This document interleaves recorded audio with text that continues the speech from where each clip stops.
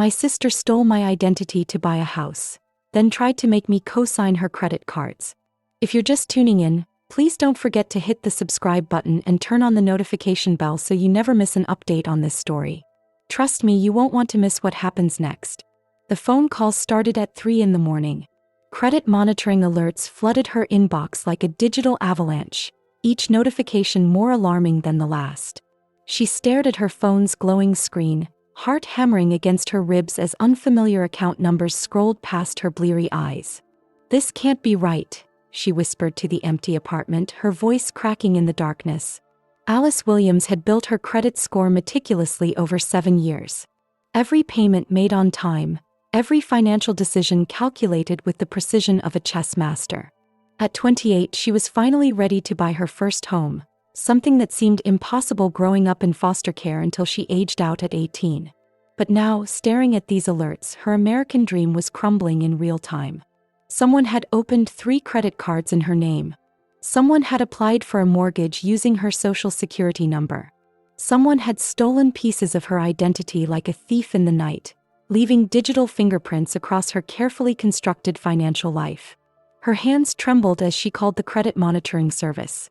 The automated voice felt cold and impersonal, each menu option another twist of the knife. When she finally reached a human representative, the woman's sympathetic tone only made everything worse. "Ma'am, I'm showing significant activity on your credit report. Multiple inquiries, new accounts, and what appears to be a mortgage application that was approved yesterday."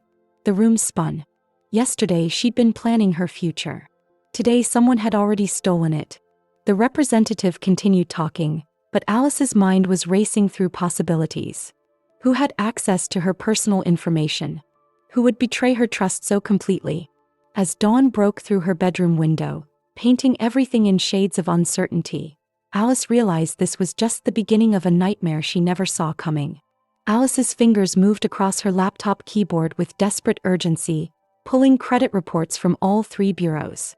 The coffee beside her had gone cold hours ago, but sleep was impossible now.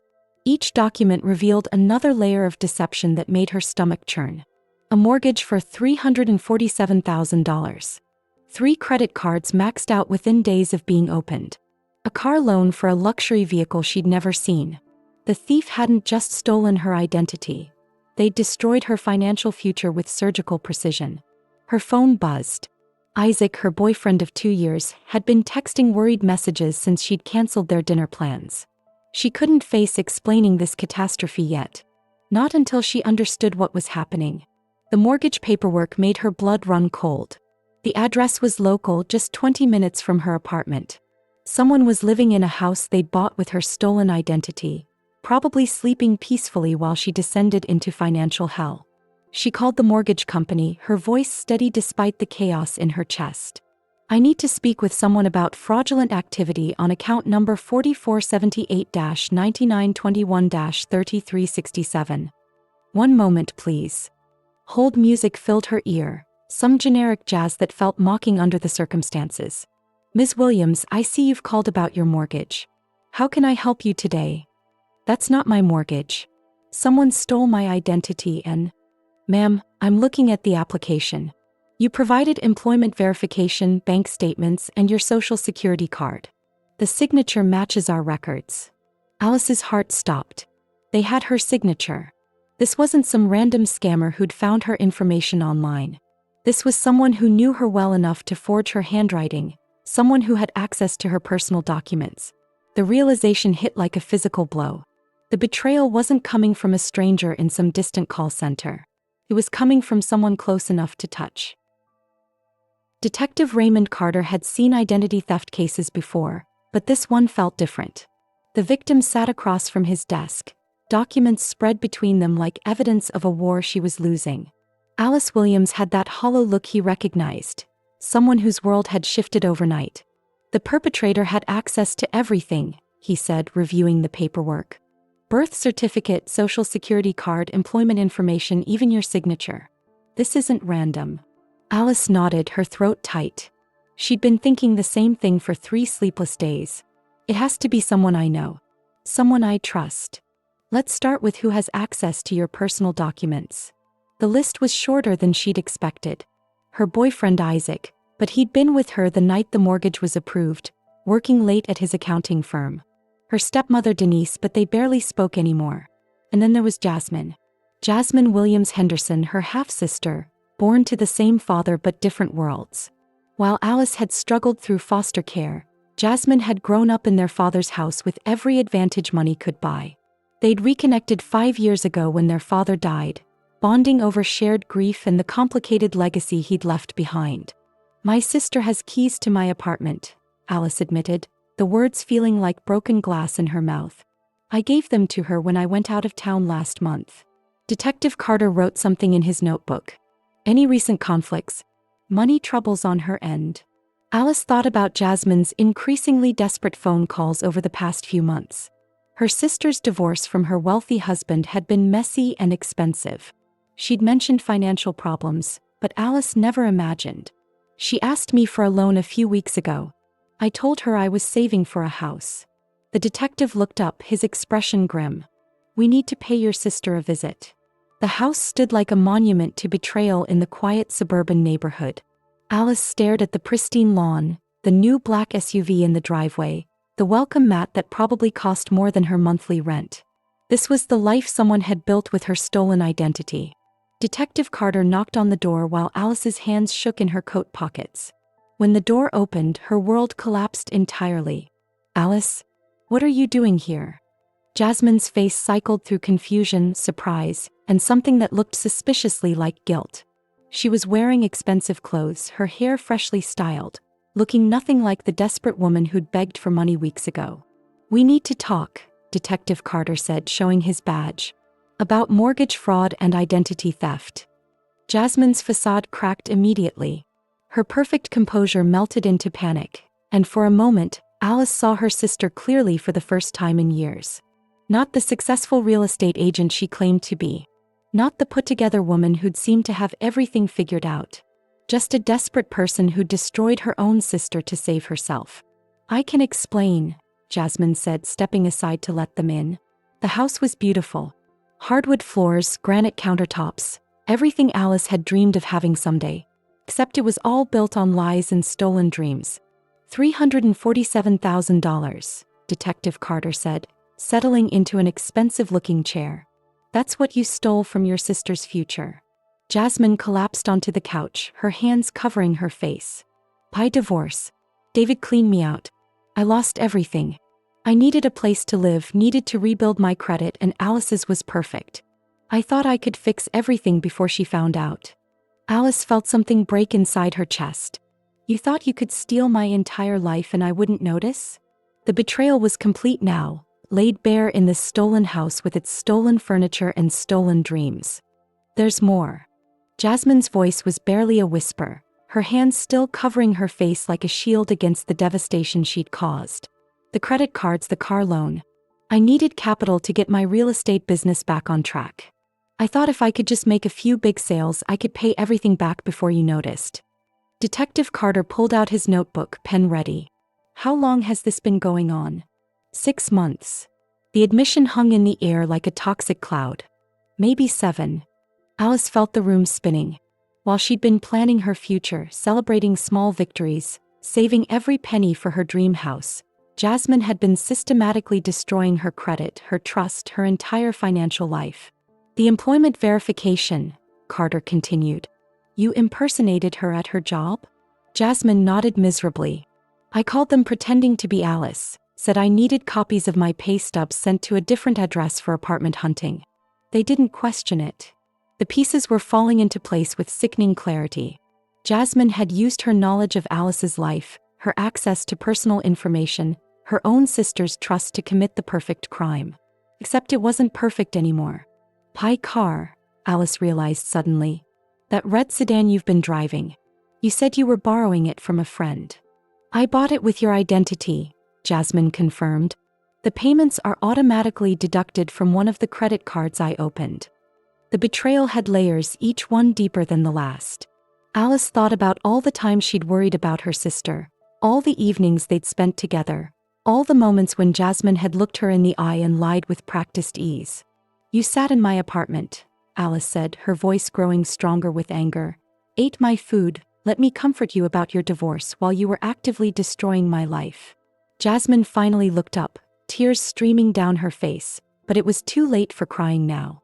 Detective Carter's phone rang as they sat in the suffocating tension of Jasmine's stolen living room. He answered with a crisp "Carter," listened for a moment, then looked grimly at the two sisters. That was my partner. We ran the mortgage paperwork for additional signatures. Jasmine, you didn't do this alone. Jasmine's face went white. I don't know what you mean. The notary signature on the mortgage documents belongs to Diana Foster. She works at Prestige Realty downtown. Same company where you told the mortgage broker you work. Carter leaned forward. Your business partner? The color drained from Jasmine's face completely. Diana Foster wasn't just a notary. She was Jasmine's closest friend, someone who'd been present at family gatherings, someone Alice had trusted. Diana knew about this? Alice's voice cracked with fresh betrayal. She helped me with the paperwork, Jasmine admitted. She said she'd done it before, that it was a gray area, not really illegal if I planned to pay everything back. Carter shook his head. Conspiracy to commit mortgage fraud, forgery, identity theft. Your friend Diana is looking at serious federal charges. Alice felt like she was drowning. The betrayal wasn't just from her sister. It was from someone she'd considered family. Diana had been at her birthday party last year, had hugged her and wished her well, had known exactly what Jasmine was planning. Who else? Carter demanded.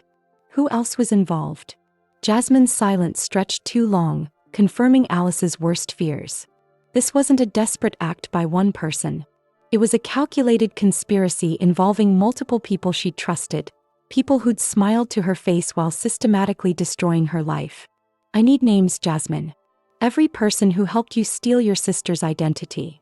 As Jasmine began talking, revealing a network of accomplices, Alice realized the nightmare was far from over. It was just beginning. There's one more thing. Jasmine's voice was barely audible now, each word seeming to cause her physical pain. Mama Denise, she knew. The words hit Alice like a physical blow. Denise had been her stepmother for only 3 years before her father died, but they'd maintained a cordial relationship afterward. Not close but respectful. Civil. Detective Carter looked up sharply. Your stepmother was involved? She gave me Alice's birth certificate and social security card. Said she kept copies of all of Daddy's children's documents for safekeeping. Jasmine was crying openly now. She said Alice owed it to family to help out. Alice felt something fundamental break inside her. First her sister, then Diana, now the woman who'd promised to be a mother figure after her father's death. The betrayal was complete, touching every corner of her life. She said what? Alice's voice was dangerously quiet. That you had more than enough, that you were selfish for not helping family when we needed it. She said taking out some credit in your name wasn't really stealing if we were going to pay it back.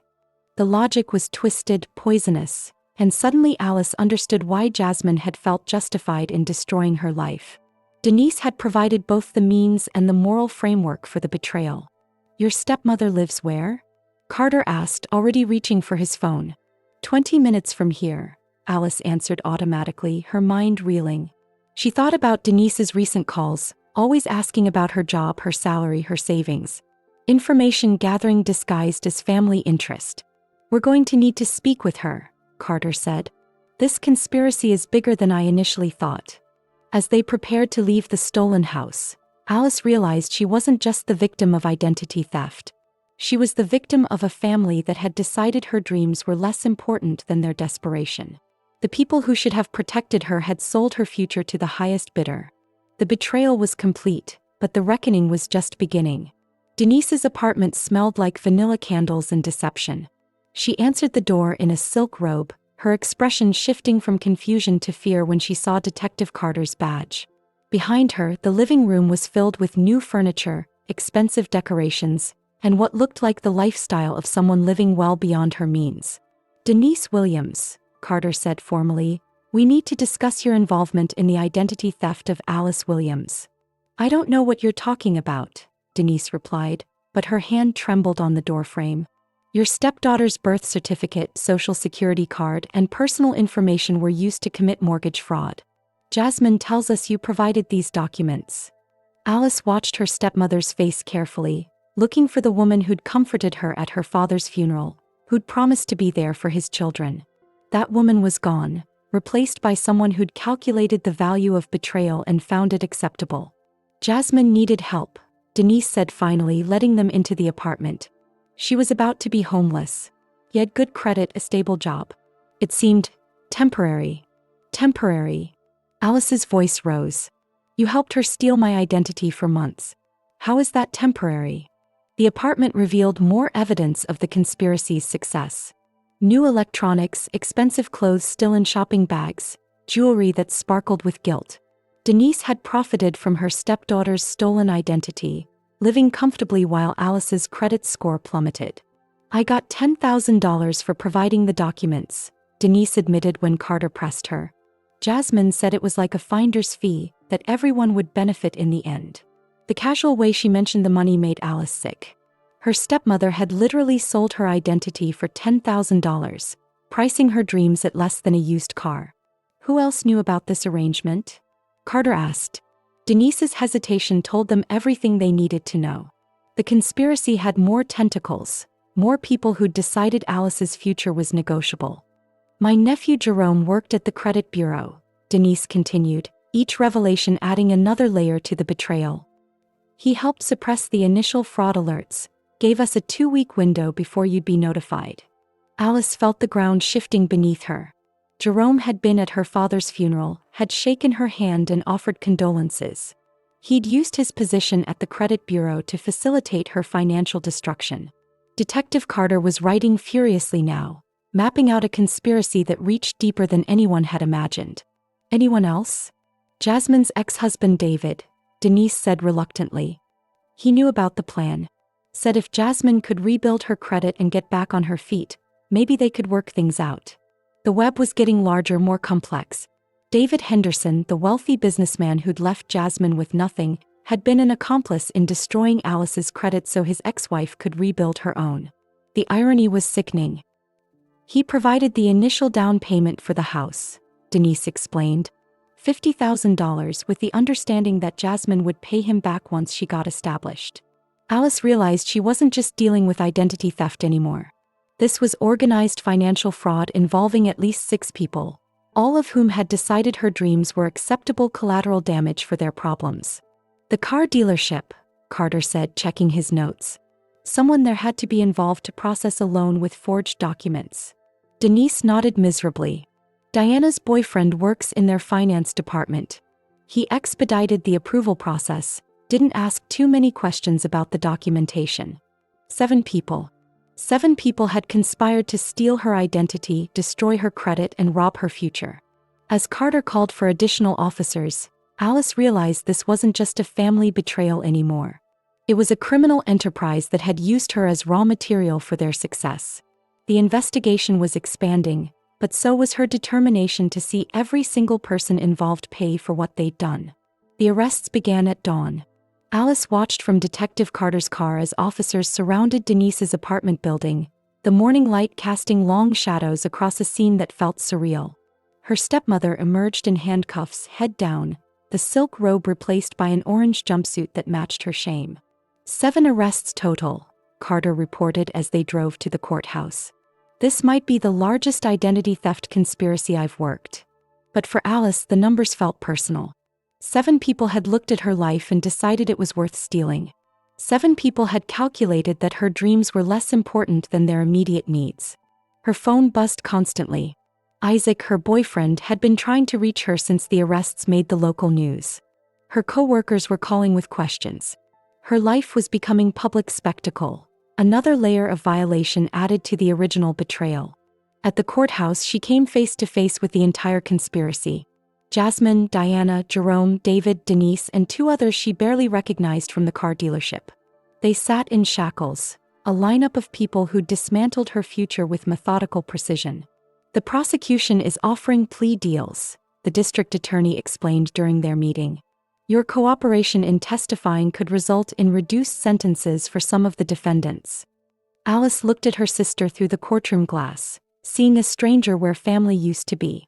Jasmine was crying, mouthing, I'm sorry repeatedly, but the apologies felt hollow now. Sorry didn't rebuild credit scores. Sorry didn't restore trust. I want them to face full charges, Alice said firmly. Every single one of them. The DA nodded approvingly. This case is going to send a message about family-based financial fraud. Your testimony will be crucial. As they prepared for the legal battle ahead, Alice realized she wasn't just fighting for justice anymore. She was fighting to reclaim her identity, her future, and her ability to trust again. The courtroom was packed with reporters, family members, and curious spectators drawn to the dramatic story of sisterly betrayal. Alice sat in the witness box, facing the 7 people who'd systematically destroyed her life, her voice steady despite the emotional weight of her testimony. The defendant, Jasmine Williams Henderson, had complete access to my apartment, my personal documents, and my trust, she said, looking directly at her sister. She used that access to steal my identity and destroy my credit over a period of 7 months. The prosecution had built an airtight case. Bank records, forged documents, recorded phone calls, and digital trails that mapped out the conspiracy in devastating detail. Each piece of evidence was another nail in the coffin of their defense. Your Honor, Jasmine's attorney argued during cross-examination, my client was facing homelessness and desperation. While her actions were wrong, they were motivated by survival, not greed. Alice felt anger rise in her chest. Survival, she said when asked to respond.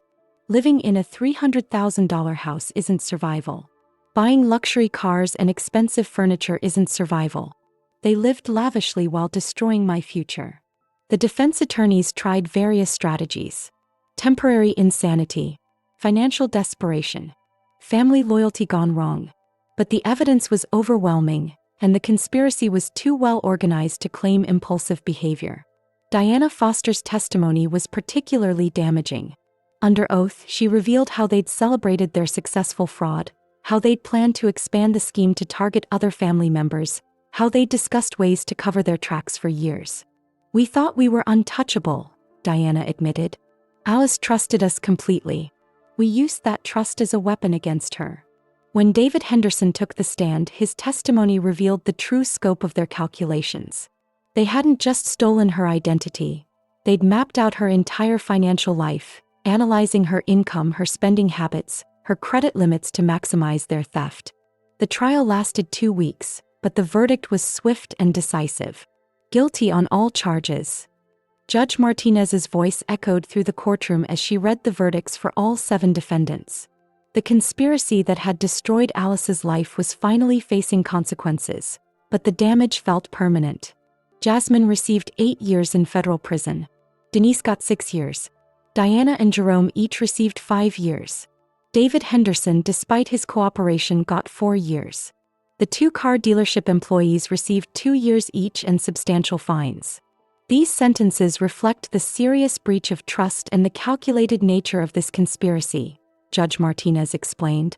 Identity theft within families is particularly heinous because it exploits the bonds that should provide protection and support. Alice felt no satisfaction as her sister was led away in shackles. Justice was important, but it couldn't restore the relationships that had been destroyed or erase the months of financial terror she'd endured. The financial recovery was ongoing. The mortgage company had agreed to reverse the fraudulent loan after extensive legal pressure, but her credit score remained damaged. The credit card companies were less cooperative, demanding additional documentation and proof before agreeing to remove the fraudulent accounts. Full financial recovery could take 2 to 3 years, her attorney explained. Even with the criminal convictions, some damage may be permanent. Outside the courthouse, reporters surrounded her, asking about forgiveness, family relationships, and her plans for the future. The questions felt intrusive, another violation of privacy in a case that had already exposed her most personal information. I want to rebuild my life, she said simply. This conspiracy stole more than money. It stole my ability to trust the people closest to me. As the news crews packed up and the courthouse emptied, Alice realized the legal battle was over, but her personal recovery was just beginning. She had to figure out how to trust again, how to rebuild not just her credit but her faith in family. 2 years later, Alice stood in front of her new house, the one she'd actually bought with her own restored credit and saved money. It was smaller than the stolen house Jasmine had purchased, but every brick belonged to her legitimately. Isaac had proposed 6 months after the trial, understanding that her trust issues ran deeper than financial fraud. They'd gone through counseling together, working through the ways the betrayal had affected her ability to rely on others. The credit monitoring company called, Isaac said, handing her the phone. Your score hit 780. Higher than it was before the theft. The irony wasn't lost on her. She'd rebuilt her credit stronger than before, but the emotional scars remained. She still checked her credit report obsessively, still felt panic when unexpected mail arrived, still struggled with the knowledge that the people who should have protected her had sold her future instead. Her victim impact statement had been read at each sentencing hearing, describing not just the financial damage but the personal cost of family betrayal. Several of the defendants had cried, but their tears felt manipulative now, another performance in a long con that had started with love and ended with handcuffs. She'd started a support group for identity theft victims, particularly those betrayed by family members. The meetings were held in community centers, filled with people whose stories echoed her own.